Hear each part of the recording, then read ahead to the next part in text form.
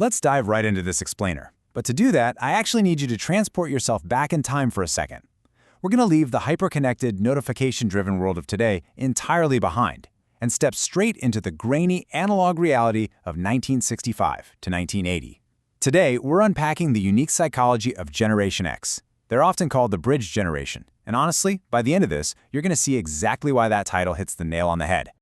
So, let me ask you, do you remember a time when happiness didn't just live inside a glowing screen? If you're a part of Gen X, this isn't just a heavy dose of nostalgia. This was literally your everyday reality.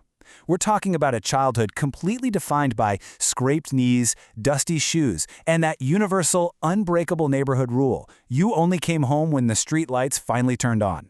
Friends were actual, real people standing on your front porch, not just carefully curated profiles on an app. The world outside your front door, that was your entire universe. Which brings us to our first section, the forgotten generation.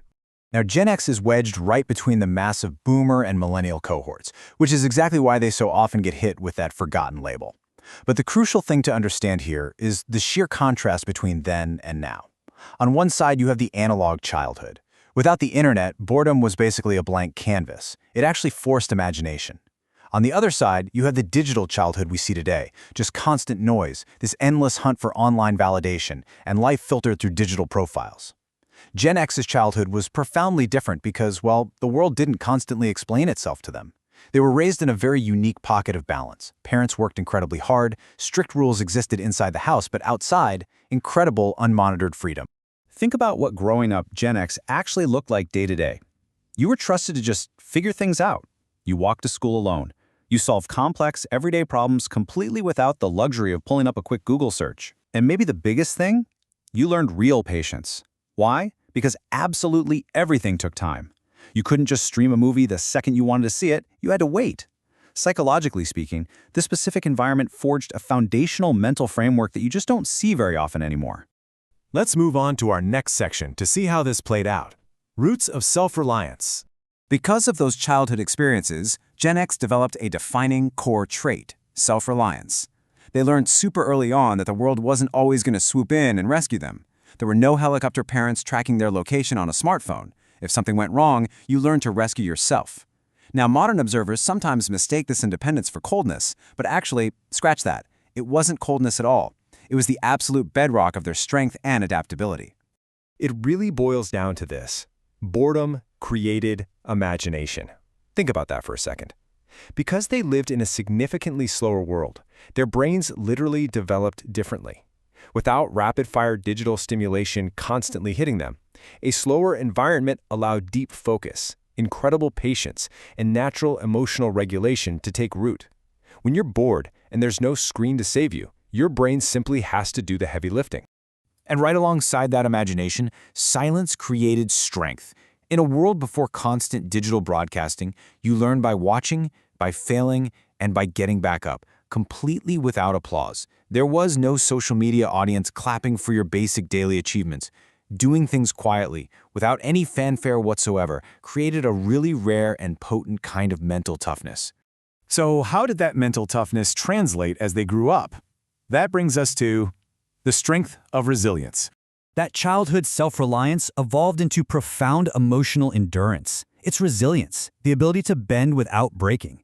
Look, back in the analog days, society wasn't exactly having open conversations about mental health. Gen X wasn't raised to deeply analyze their feelings out loud. They were essentially raised to just deal with it. Be strong, don't make a fuss. As a result, they learned early on how to sit with discomfort, push through incredibly hard days, and carry heavy responsibilities quietly, often totally normalizing their own exhaustion along the way. This fostered a long period of what we can call quiet growth. Because they were used to waiting, they didn't expect instant results. They didn't need constant validation to feel okay about themselves. They learned how to hide their stress and just keep moving forward even when life felt completely unfair. And understanding this brilliantly illustrates why Gen X today carries this calm, deeply rooted confidence. It's not loud, it's not flashy, it's just solid. And this connects to a really beautiful concept: real life over digital validation. Gen X genuinely remembers what normal life actually felt like. Simple weekends, family dinners, having a deep conversation without a glowing rectangle sitting right there on the table.